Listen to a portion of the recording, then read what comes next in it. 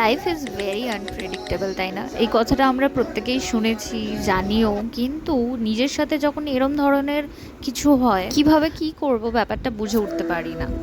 এরকমই একটা জিনিস হলো 17 তারিখে।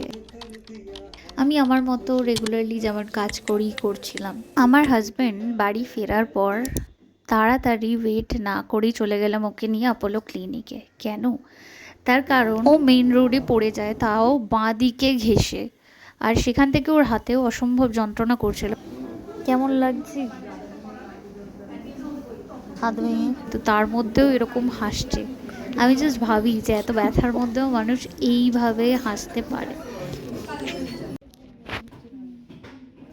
ডক্টর ওকে দেখার পর আগে বলল যে ওর একটা ইমিডিয়েট এক্স-রে লাগবে, তারপরে একটা আল্ট্রাসাউন্ড করাতে হবে।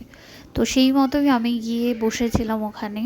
ওর ইমিডিয়েট এক্স-রেটা হলো, ডক্টর ওকে দেখলেন আর তারপরেই ডায়াগনোস করলেন যে ওর লিগামেন্ট অ্যাভালশন ফ্র্যাকচার হয়েছে, যেটা কিনা 3 উইকস মতো রেস্ট নিলে আর হাতের মুভমেন্ট বেশি না করলে এটা শোনার পর ঠিক একটু হলেও আমি একটু রিলিভড হয়েছিলাম। তার কারণ খুব বেশি বড় সড়ো কিছু হয়নি যে যেখানে সার্জারি বা এই ধরনের কিছুর দরকার পড়বে। জাস্ট রেস্ট নিলে ঠিক হয়ে যাবে। আমি জাস্ট আজকের দিনটার কথাই ভাবি, সমস্ত কিছু নর্মাল ছিল, সব ভালো ছিল, যেমন যেরকম চলে লাইফ সেরকমই চলছিল। সাডেনলি একটা পজ চলে এলো যেন।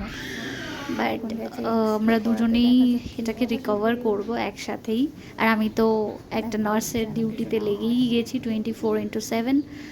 আশা করি তোমরা কন্টেন্ট দেখতে পাবে, বাট একটু ওয়েট করো আর সবাই ওর জন্য একটু প্রে করো যেন ও সুস্থ হয়ে যায় তাড়াতাড়ি। আর ততক্ষণ অবধি টাটা, ভালো থেকো তোমরা সকল। Ligament avulsion, 3 weeks rest and everything.